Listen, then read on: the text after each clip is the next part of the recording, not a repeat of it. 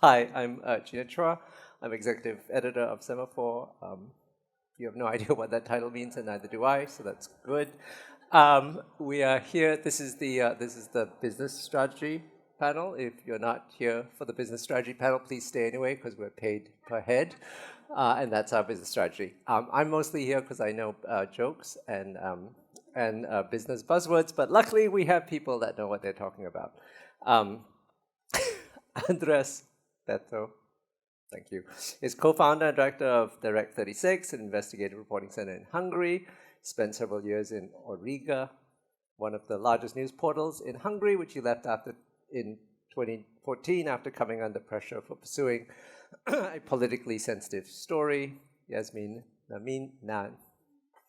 Namini, thank you, is the former chief consumer officer of the New York Times, now advises large and small media companies globally on digital transformation, digital diversification, direct-to-consumer strategies. And Bilal Randari is the Africa Director for the Media Development Investment Fund. He's been in business, tech, and editorial, and has been a chartered accountant as well as a social media editor, and much more. So a good range of knowledge and interests. This is a very low-tech panel. We have no slides or anything. We don't even have presentations, and we're letting the poor tech guy have a break after the last one. So we thought we would just start off with a conversation, and in fact, make the whole thing of a conversation and get lots of questions from all of you. But rather than sort of have presentations and have you all try and figure out what is the important thing, we thought we would cut to the chase. And cutting to the chase here is to start by asking all of them, assuming this was the end of the session, what is the one thing you want everyone here to take away from this session?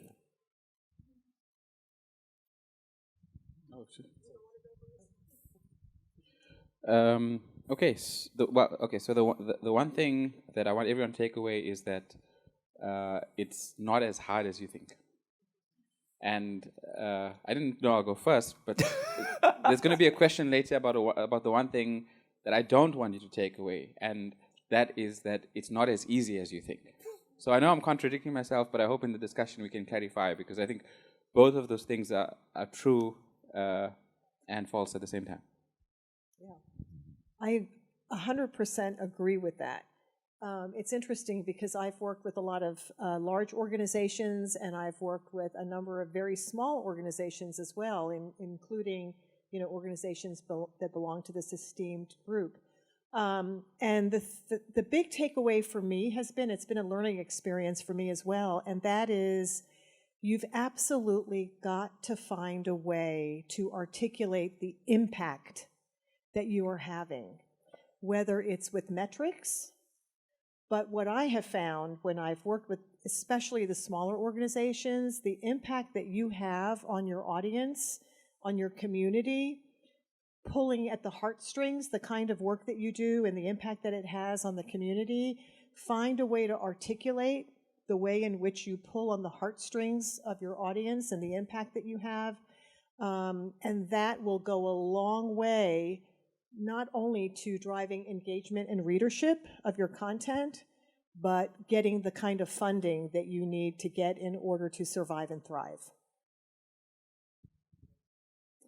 Thank you. It will rhyme quite well with what Bilal said, that it's you don't have to be like Steve Jobs and be like super innovative, and you don't have to come up with very original ideas when you start putting together a news business, an outlet or a nonprofit or whatever. I can tell you, when we started working on setting up Direct36 9 years ago, it was already Hungary was already a difficult place. There was a crackdown on independent media, and it was quite clear to us that if we want to set up our own organization, it has to be some kind of nonprofit.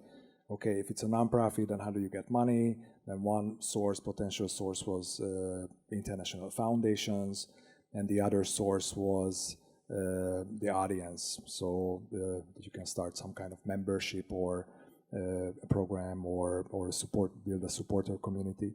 And then once that was clear, okay, so how do you create that? Then it's quite simple. you can just borrow ideas, and then you have to look around in the whole sphere, and then you will see who else is doing this already. So I remember, we spent months with talking to people. I remember I had conversations with Dave Kaplan from GIJN. I had a conversation who explained to me how this whole nonprofit sphere works, and then we even worked together with a German crowdfunding magazine, Crowd Reporter, who did a really successful crowdfunding campaign back then. So they helped us a lot in how to design a crowdfunding campaign. And then once we were kind of done with shopping around for ideas, then we could create our own model. So you can see what's out there, and then you can choose the components that you are comfortable with. Just to give you an example, that when we are talking about membership programs, for a lot of outlets, membership program means that they open up the news outlet opens up the editorial process for the members. So members can be part of the reporting process. They can even contribute to the editorial decisions or whatever. That was something that we were not really comfortable with, because we were going to do investigative journalism. By nature, it can be sensitive. There are potential security risks. So we were not really ready to open up our editorial process. But that doesn't mean that you cannot build a community with your supporters. So we do live events where we meet them. We do workshops together with them.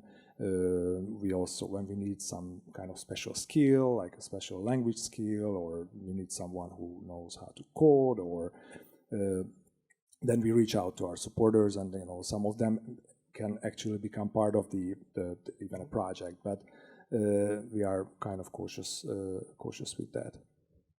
Bilal, we're not going to let you get away that easily with that answer, so you get to elaborate on it first.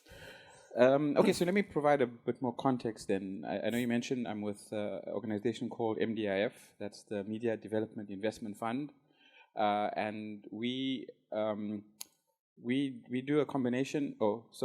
We fund media, but not like the main sources of funders now. So the foundations. We don't do grants, and the moment I say that to anyone, like I meet people over coffee, over lunch, they're super excited when they hear the first part, Media Development Investment Fund. And when I say we don't give grants, you can see, okay, they're not interested any further.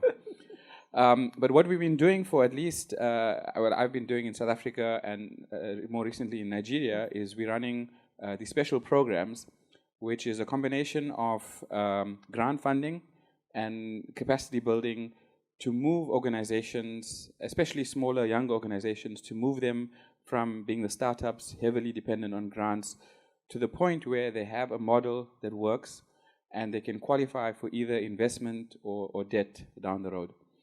So back to my initial answer is there's always this, the way the conversation usually goes is somebody says, I'm a journalist, won awards, very well respected in this country, in this part of West Africa, East Africa, North Africa, and we started this thing, we started it 2-3 years ago, and we funded by one of, a dozen of funders, everybody knows them. And now it's 2-3 years down the line and we don't know what to do. It's just so complex, it's so complicated. The funding's running out, our pipeline, the donors are getting tired of us. We need to build a business model. And again, none of this should be surprising to, I think, anyone in this room. And I don't think the audience to learn from this is, they're probably at university, you're still out there winning awards at the early stage of their careers. But the lesson for them is to say, if you're starting something, start it from learning from the mistakes of those of us in this room, right? I'm guessing there's so many people here, it's because I don't know if anybody here has a solid business strategy. Show of hands? No, okay. Ooh. Okay, there's a young guy It's towards the back. It's a really interesting strategy to insult the audience really quickly, but it seems to work. Well, so I'll take the insult further. I was like, the one reason. So I used to be a chartered accountant. I used to work in finance, and then hated my life. And I said, okay, I need to study journalism, which I did, and that's where I joined Al Jazeera. And so, as a journalist, I can say that journalists, we are generally the smartest people in a room, right? Right? I see lots of nods in the audience, right? Journalists recovery. we're very smart people, but that's the problem, right? We think we're too smart. And so we win some awards, we get some funders, we convince some program officer that this is the next important organization that's going to do great work, but we don't ask how we're going to pay salaries, how we're going to pay rent, what we're going to do when the grant money runs out. And that's to my point. It's like, developing a business strategy shouldn't be something that you spend thousands of dollars on some McKinsey consultant. Like, go on and do what you do when you're a journalist. Go and figure it out, ask some questions, download some templates online, attend some workshops, some trainings, and approach it with a little bit of humility, because yes, we may understand a lot about some things, but building a business, while at the same, on the one hand could be super simple, but on the other hand, it's a bit more complex, and it's a journey that we have to go through. So what we've been doing through our work is working in South Africa and now in Nigeria with younger organizations and helping them navigate. And so the one thing is getting money, getting grants hasn't been too difficult most of the time. It's how do you diversify that revenue stream so that you got different sources of revenue, and how do you keep your costs low so that you're only spending as much money as you have coming in. And yeah, that's a bit more context. So let me skip, since you did make the point that they're all very smart and simultaneously have not got business plans. What's the thing you don't want people to walk away from? So what's the whatever it is that we're going to say today, skipping right to the end, what do you want them to not misunderstand about this conversation? What's the one piece of advice you don't want them to think is correct? Don't overthink. I mean, to some extent, it's like, don't overthink it. I think everything you just said is really very valid. And, I don't want you to walk away thinking that building a business strategy, even if your organization is very small, is super, super complicated, because it's not. And actually, a little plug for myself, in part 2, I'm actually going to take you through a framework, a PowerPoint, that literally says step 1, step 2, step 3, step 4, down through step 10. And by the way, step 10 is next steps, So it's not super, I don't want you to walk away thinking everything is so super complicated, because it doesn't have to be. But you do need to know your business. You do need to know how much it's going to cost to add a reporter or to do this investigation. So yeah, it's not super complicated. What I'd like to say is not necessarily about business development or business strategy, but it's more about the role of us journalists, the very smart people, and the way we market ourselves, and at least although I think it's becoming quite prevalent even in more developed countries, even in the US and other countries, but certainly it's true in Hungary and many other parts of the world, that journalism is under attack. Independent journalists are under pressure from populist leaders, from erratic social platform owners, billionaires, whatever. And then when that happens, then it's kind of tempting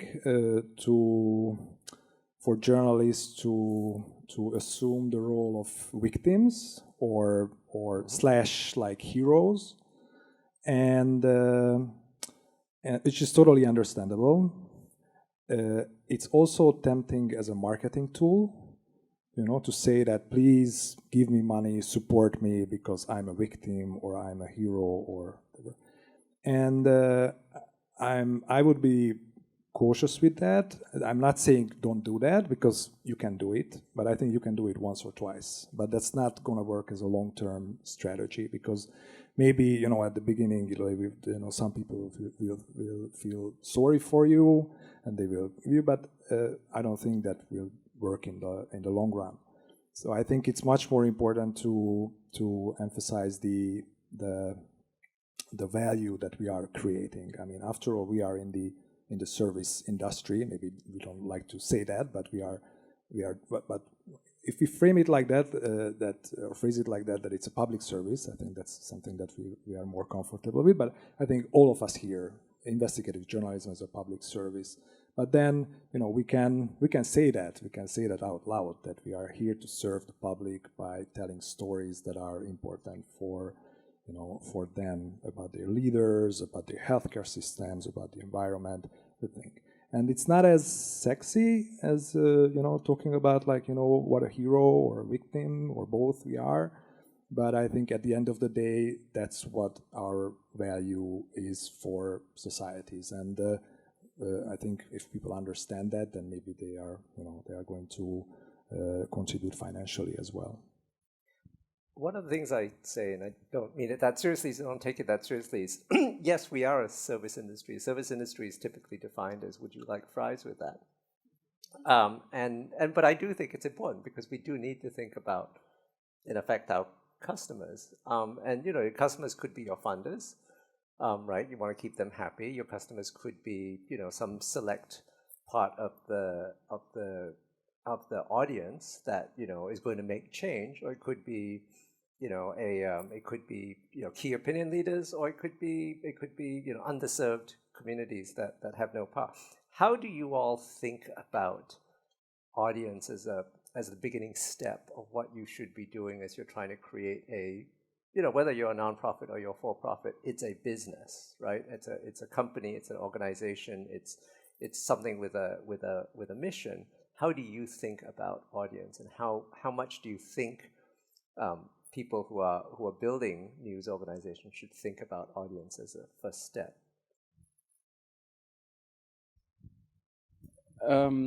So, speaking from my experience, most of the time you're coming across organizations that don't think about the audience enough, and it may sound strange, but don't even think of the audience at all, right? Because yes, if you look at it in that frame of, it's a business and your audience are your customers, how are you running a business when you don't care about your customers? And I think, especially maybe in the less developed markets, it's something that we've carried over from legacy type of media, where if you were a radio station or TV station or newspaper, you never needed to communicate with your audience. It was always going to be one way. The TV was broadcasting out and people were watching, or the paper was printed, and in many places still the paper is printed. And as long as people are buying it or it's being distributed, there seems to be no need to converse with them, to ask them their opinion, to understand them. And that bad behavior then follows through even to the digital publications or the newsletter first. Whereas, you're in 2023, and they are, on the one hand, it could be expensive to really deeply engage with audiences, but you have access to tools that allow it to be so much easier. And if you're still not communicating, that's a massive problem. And then it also, this distinction between, and you mentioned that,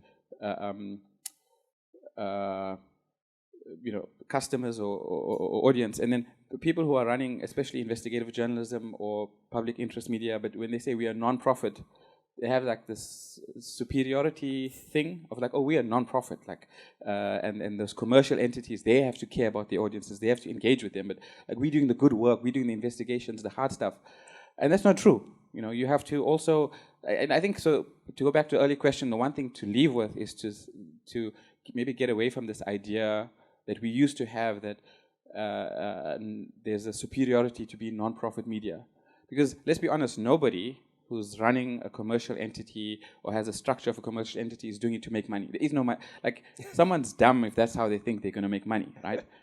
And in many cases, the model we're seeing is a combination of the two. Like, depending on the tax implications or whichever jurisdiction, it makes sense to have a non-profit to go out and get the grants, and it makes sense to have a commercial entity for various...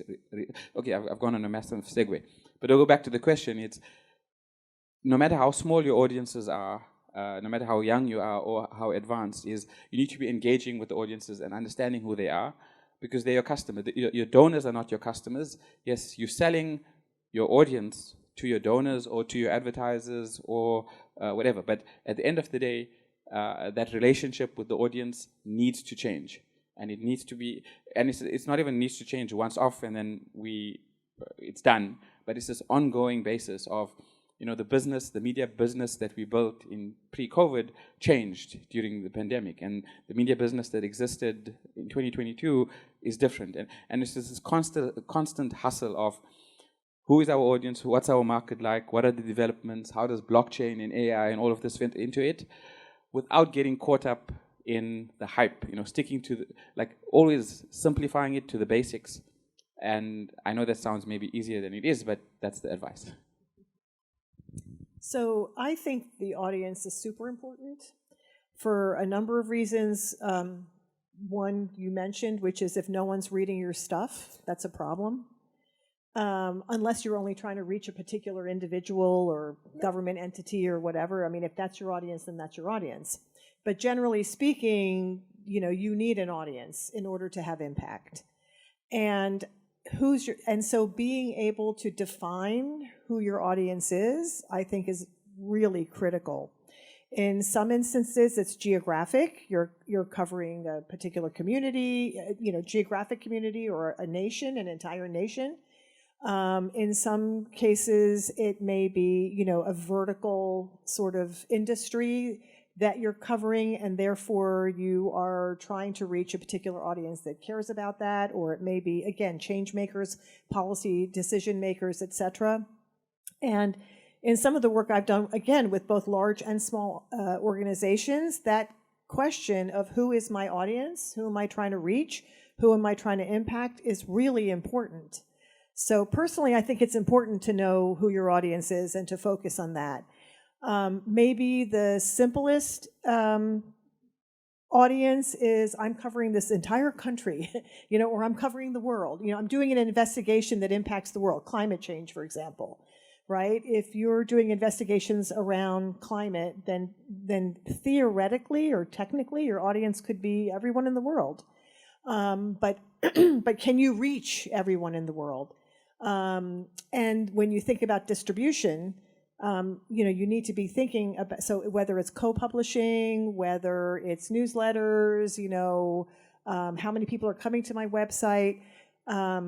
So I think understanding your audience and being very focused, not only on delivering the content that your audience wants, because if all you're doing is delivering the content that your audience wants, you're probably not necessarily doing the kind of robust investigations that, the whole idea around investigative journalism is you're uncovering things that probably people don't even know need to be uncovered, right? So it's not just about giving the audience what they want. It's like giving them the broccoli. They may not want it, they may not know they want it, but they need to have it. So I'm a big proponent on who's your audience, who are you trying to impact, how do you reach them, how do you engage them? That's the biggest challenge for most publishers, small, large, nonprofit, for-profit. As Gina mentioned, I had a long career at the New York Times, and let me tell you, we spent a lot of time trying to figure out how to engage our audience, and the audience was the entire, globe. So large or small engaging your audience is absolutely critical. Well, you had a whole audience. I mean, you have a membership and audience. I mean, what did it tell you? Not only what did you do, but what did you not do? Both from an audience engagement, but even from like a content perspective. Did you change anything as you got your audience and learn what they were interested in, what they were not interested in? Yes, absolutely. And I think I probably didn't know when you asked this question that, that's going to trigger me to reveal all my deepest anxieties and internal struggles that I have. Would you like to lie down? You can lie down. As the executive director of Direct36, of course, it's my role is to expand the audience and the reach and to bring in more and more revenue. But deep inside, I'm still a journalist, or not even a journalist, I'm a reporter. And I know that you can only do this work, especially when you work on like long-term projects, if you are very passionate about those stories. And if you are not even passionate, if you are obsessed, basically. And you have to find that balance where that you can have that passion in the journalists and the team, and you have the and it works with the audience. There is an appetite, there is a demand for that. And but to tell you, to give you a concrete example, is that at the beginning we were doing quite a lot of these classic accountability journalism, how public money is spent, how procurements are hijacked and abused, and but the thing is that after a couple of years we realized that there's just so much of this going on in Hungary that the people lost interest, that they don't care about, they don't even if it's about billions, they don't care about that anymore, or at least not so much. And but then we noticed that, and to be honest, we didn't find a passion, to find the one more story about a procurement that that was they cheated on it or whatever. But then we noticed that there is an appetite for the kind of stories where we can show how power works in Hungary and how decisions are made, and when we could take our audience behind the scenes of how these the government and Viktor Orban specifically operates, and so we started to put more resources to those kind of stories, and we could see that in the reach, in the audience figures. We could certainly see it in our supporter figures, membership programs as well, and fortunately these are the kind of stories that our team is very passionate about, and it's also these are the kind of stories that's also very important that nobody else does it, at least not with the kind of depth and richness as we do. At least in Hungary, I'm talking about Hungary, of course. I'm sort of torn because I would love to follow up just on marketing and positioning, but I think just conscious of time, just to sort of pivot a little bit to the skills that are needed in a newsroom, and if you kind of take yourself to a hypothetical newsroom, exactly as you described, somebody who has started out, they've got foundation funding, they're about to run out, and now they need to think about a sustainable business model, and they're very smart journalists, and they're so smart that they know they don't have the skills. Who's the first person you hire? What are the most important core skills that have to come into the newsroom, whether you hire the person or you get a consultant or you learn the skills yourself? What would you say to anybody who's coming up and saying, I'm running out of money, who should I hire now? What's the skill I need? So there's two answers. Well, I've got two related but different answers. And just before we started the panel, it's a question I asked you. So if you are focusing on the editorial, who's focusing on the business / the organization / the management? All of those things bundled into one has to be different and has to be paid attention to. And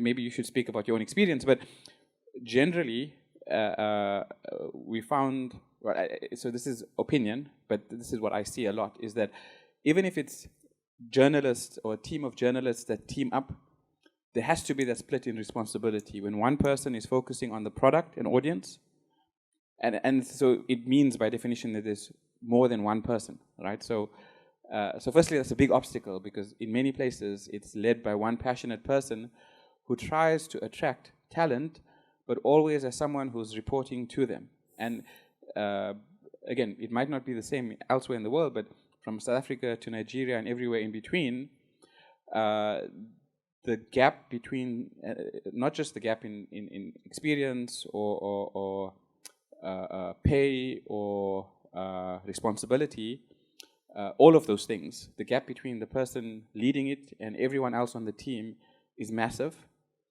And so it's not an easy problem to solve, but something that I think in many cases becomes the difference between success and failure. And it's biased to some extent because we can list, and MDIF will list a long list of clients, going back years and years, and looking at how many have strong teams, from Malaysia Kini to Daily Maverick to, the list is long and long. This is something that keeps on popping up. And it's not necessarily someone who's a strong editor and someone who's got a business background. Because as I said in the beginning, that's the one thing you want to take away. As long as somebody's one of the team is paying attention to having a plan for keeping the organization going, that's a minimum. Yes, it may need a lot more work and development, but without that, you can't focus on building an audience, doing quality product, doing solid reporting, and trying to pay pay salaries and keep the lights on. And then the related but different problem that we're facing is in the industry there just isn't, in many markets, there just isn't talent that you're going to hire. And what's become a big recurring problem is, okay, we recognize there isn't talent, let's create it. Let's find younger people or passionate people, let's invest in them, in skills, in training. And what we've done now is we've just created somebody for all our peers to poach. And you do it once, and you do it twice, and you do it 3 times, and you're eventually like, okay, this is not working. But there isn't any other option. Because, it's something which I think maybe it needs bigger discussion on like this platform and with the donors, to pay more attention to this. Because from our perspective, running these programs in South Africa and Nigeria, I keep telling the guys, from our perspective, this is not a bad thing. Like if you data fight and you've had someone and you've trained them and you lost them to the market, yeah, boo-hoo, but next time come up with more creative ways to retain them. Because from our perspective, it's actually not a bad thing. The fact that there's one more skilled person in the independent media sector that can add value somewhere else, that's healthy. That competition is healthy. Because, and again, yet another controversial thing, I'll stay on stage. Not every organization that has been propped up by donor funding should survive. Some of them should die a natural death. Don't listen. Cover your ears. No, I'm saying it doesn't have to be, but this elephant in the room to some extent, where we're like, oh, this organization is going to shut down because, okay, let them, because all those people who used to work there are now being absorbed up into organizations that have become better. And again, I say this with a big caveat. If it's better because they're more efficient, because they're more strategic, because they're more deliberate in their planning and so on, then it's fine. If there's other more nefarious reasons, then it becomes a big question mark. But that's why I say all of this within a certain context, and I think it's good to discuss these things, because otherwise we're all drinking our own Kool-Aid and pretending. I agree with you 100%. I'm going to buy you a drink afterwards. Yasmin. Yeah. So I'm going to come at your question not differently, but in terms of skill sets, I agree.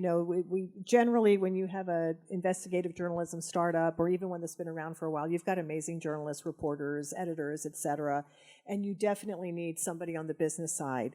But along those lines, and I don't know, how easy or difficult this is for many organizations, what you really need is a really strong board of directors. You need a board that can help you raise money.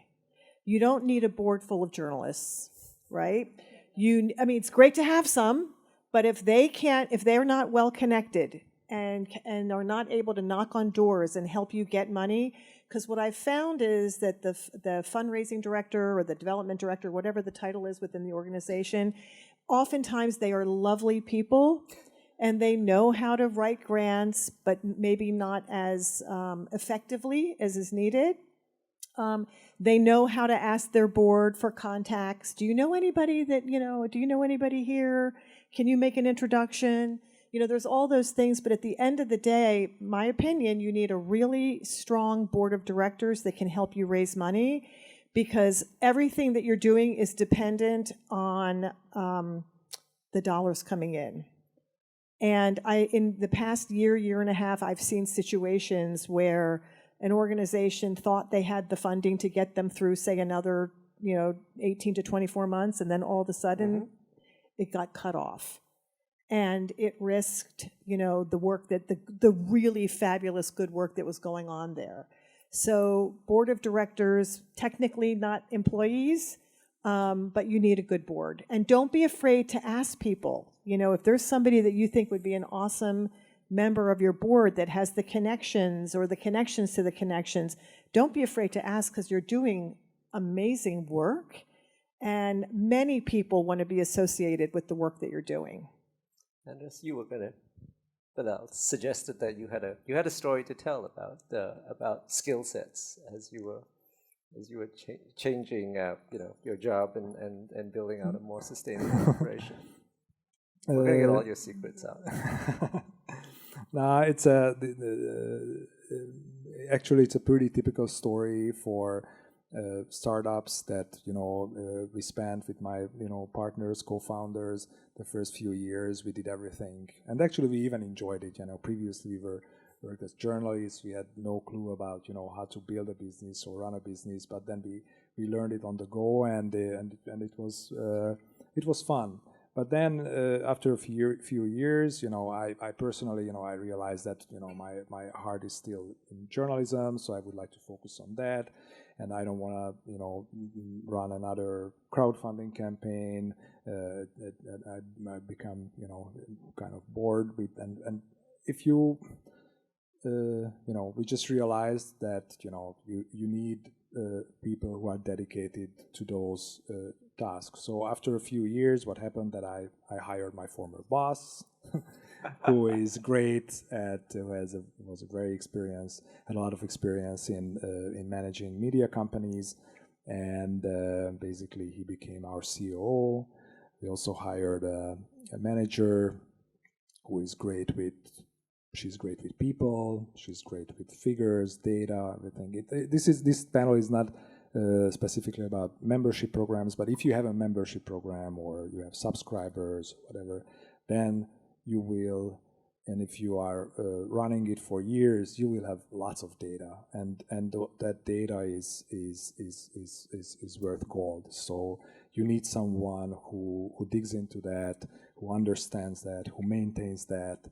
And you just simply need people who, whenever a member or a subscriber has any kind of problem, that's a top priority. Like, that email has to be answered in 5 minutes, because those people are the most valuable, assets that you have.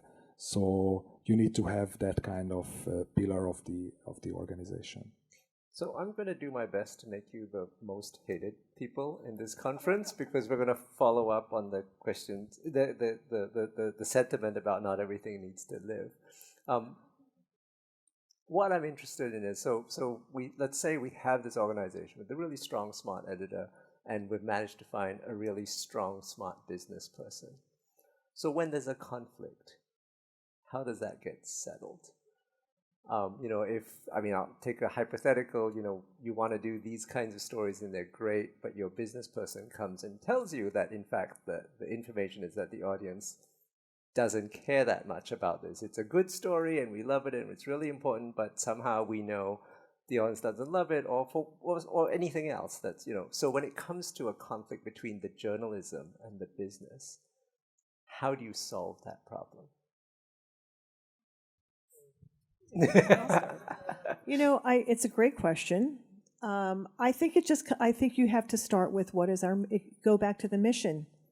If that great journalism supports the mission, and everybody agree, then perhaps we have to figure out how to find the money to do that. You can't do it overnight. If it doesn't support the mission, then it's an easy answer. Don't do it. So, and that's why I think it's so important for organizations to not just have a mission statement. What I found is that many organizations, they have these mission statements that basically say nothing, or they're trying to be everything to everyone instead of something to some few people, right? And so I would say when there's a conflict, you have to go back to what is our raison d'etre? Why are we here?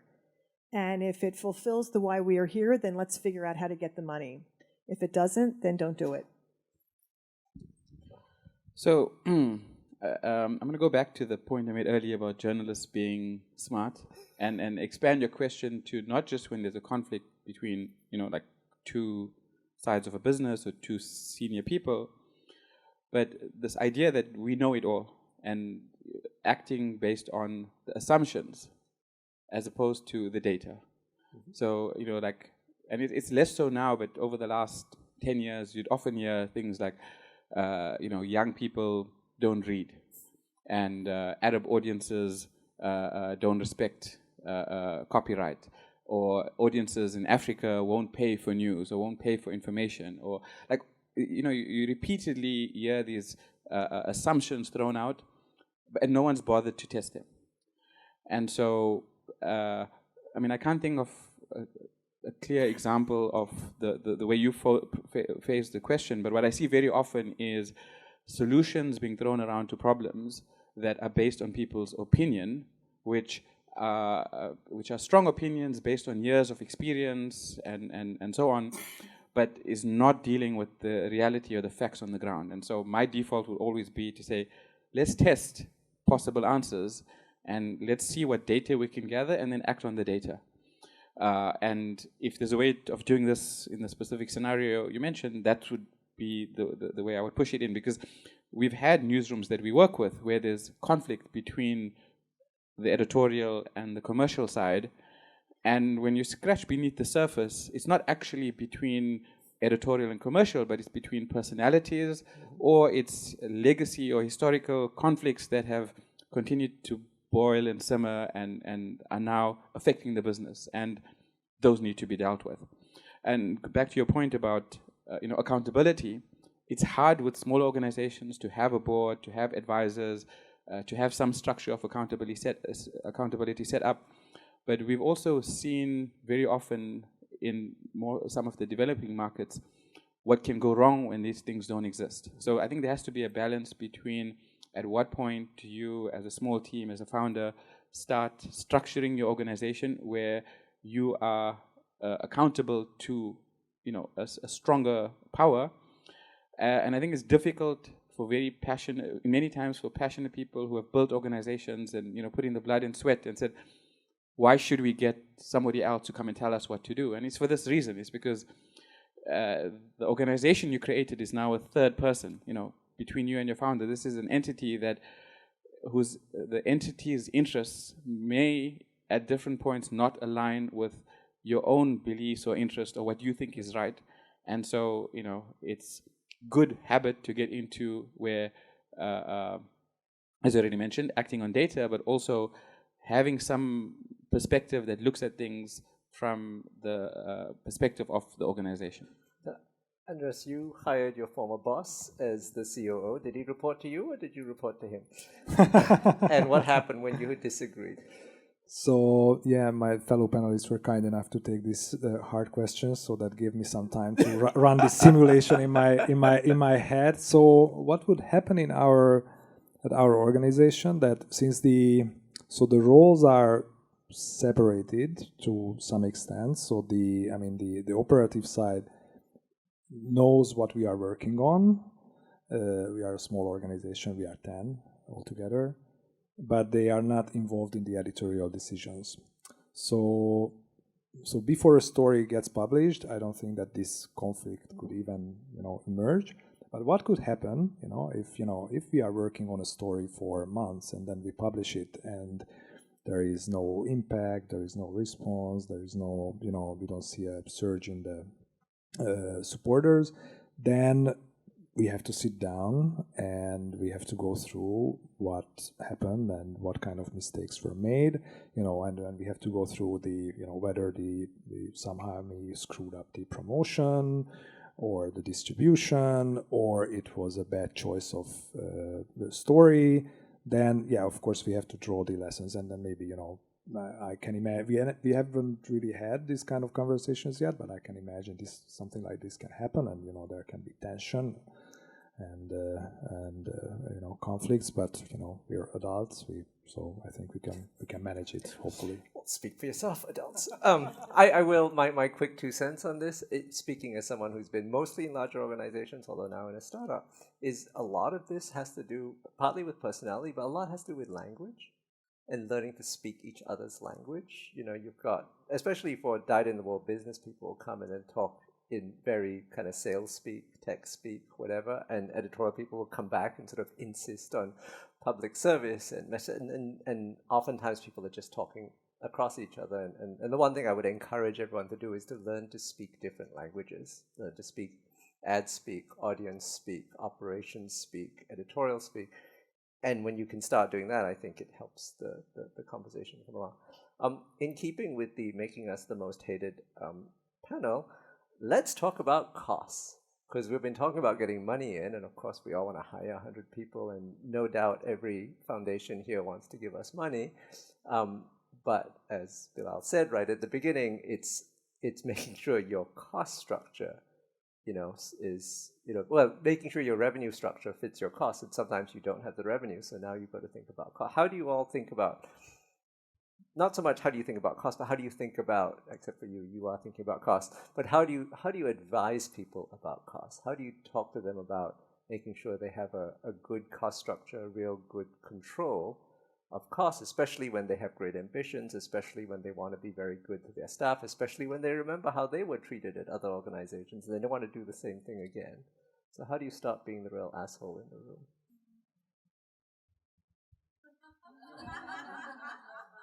All right, that was a difficult question, but I'm giving you time to think. Again, I'm not going to, I think I don't think I've answered directly any question, but no, you haven't. I've noticed. I'm taking I'll take notes. the opportunity to say something else. It's and again, another generalization, but what I see often is a bad behavior that generally grant funding creates. It creates, this mentality of we make a budget up in some theoretical setting, and we make some assumptions, and a lot of it is really good estimates, right? But we're caught in this trap of, okay, we've got X amount of dollars to be spent over this period, and the expectation that if we don't spend it, we have to give it back. Or if we don't spend it the way we, designed it in the 15 minutes roughly before the deadline, we have to give it back.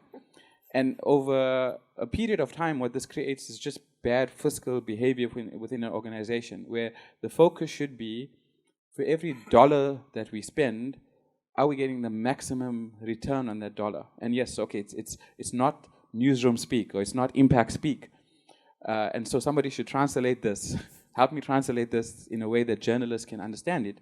But the point I want to make very clear is it has to be a shift in thinking and behavior towards, for every dollar that we spend, are we getting the most bang for our buck? And that approach has risks, right? It means that then you might ignore the emotional side, or you might ignore what it means to cut costs and how it affects people's lives. And I'm not saying ignore that totally. I make the point because too often you see this being disregarded totally. It's all around, we've got the grant, we need to spend, the deadline is coming up, we haven't spent the grant, we've got this line item, let's go for this event, let's buy this equipment, let's spend for this software. And when you contrast that with what we see in organizations where, and there's very few of them, but there are some, that it's founder funded, where it's proper startup mentality, it's friends and family money, and you're really passionate, and for whatever reason you don't have the track record to secure the grants, and so on, and just how differently they behave, and then years later, how much of an impact that has in their ability to operate efficiently and to think smart. And so I didn't answer the question, I recognize, but that's the thought when you asked it. Thanks. Yasmin, you answer the question. Yeah. I think I'm going to not answer the question also. No, I'm going to try to. I think this point about getting the biggest bang for the buck is really important. And so when you're figuring out what the budget should be for a particular investigation or something that you're working on, What I see is people are very focused on just doing that work, doing the investigation. They're not so focused on, okay, great, so now we've done it, how do we get the word out? You know, and so you have to be thinking about the costs associated with, and I hate to use the business term, marketing, you know, the marketing piece of this, but it gets back to one of the points we were discussing at the very beginning, which is, you know, how many people read this stuff? You know, you do this fantastic investigation. Who read it? How many people read it? Can we even track how many people read it? You know, you need to be thinking, we talked about this outside, you know, metrics. Are we able to track readership? Are we able to track, you know, shares, you know, people sharing stories, etc.? How are we communicating, not only getting the engagement with the content that we create, but the impact that it has? And so the costs associated with the work that we do is not just the cost associated with the investigation, it's also the cost associated with marketing and promoting it. You mentioned events. I know a lot of nonprofits do that, you know, which is great. So yeah, you've got to figure out how to get funders to give you money for sort of everything. Right. And you've got to build that into you really do have to build that into your budgets, because that is where you know, the impact comes to be, and where you get the biggest bang for your buck. The more people that read it, the more impact that you have, the more bang for the buck you're going to have around the cost of the investigation, so to speak. How do you manage costs? In our case, it's as I mentioned, it's a small organization, and it's a pretty simple structure. 80% of the costs are salaries. Yeah. So basically, when we are talking about costs, it's about hiring. And I need to be, you know, I have to be careful, because I think I saw some of my colleagues here, so I have to be careful with what I'm saying. But the way I think about it is, and maybe I'm totally wrong with this metaphor, but at least that's how I imagine like football managers operate. That when they put together a team and they want to change the team or develop the team, they look at, like, you know, where are the weaknesses, and then they wanna, you know, if they see a weak spot, then they will try to, you know, they hire someone to that spot. Or if they wanna grow the team, although, and again, this metaphor is already, you know, it's not working, because, you know, they have 11 players on this, so they cannot have 12 or 13 players. But anyhow, so I think you get it. It's which are the obstacles ahead of you when you want to grow? Then, for example, you know, first we hired, you know, my former boss, but then we realized that we need more resources for working on the operative side, and then we hired another person. And I think for now, at this size, we are fine with that. But if we're gonna have like even more members, and if we're gonna have an even bigger team, maybe we have to grow that side as well. Yeah, I'll be the asshole in the room, because that is my professional job, and has been many places. Which is, you know, at almost every one of these organizations, your salary costs, your staff costs, are about 80-85%. And you know, you may love all your staff, but I'm going to take your football analogy, which is, I mean, you were very nice to sort of say, when you need a good player here, but you know what that means. It means you have to get rid of that other player, especially when you only have 11 players. And so part of it is being really clear about the difference between the fact that you're running functionally a business, and that your real duty is to your mission, not necessarily to any particular person. And if you're not fulfilling your mission, if someone's not pulling their weight, you have to think about that really hard. And again, it is 85% of your costs, and you can only do so much with the rest of it. You can say, we'll cut all the travel, you cut all the marketing, and have no impact. I mean, you can cut all that, but it's not going to have a substantial difference. So just to be clear in your head what a budget looks like, and to have basically two budgets in your head, one for your current costs and one for your long-term run rate. So whatever costs you add, you're adding it if it's a person, you're adding it for a full year over the long term, and you have to think about, can I support that in the long run?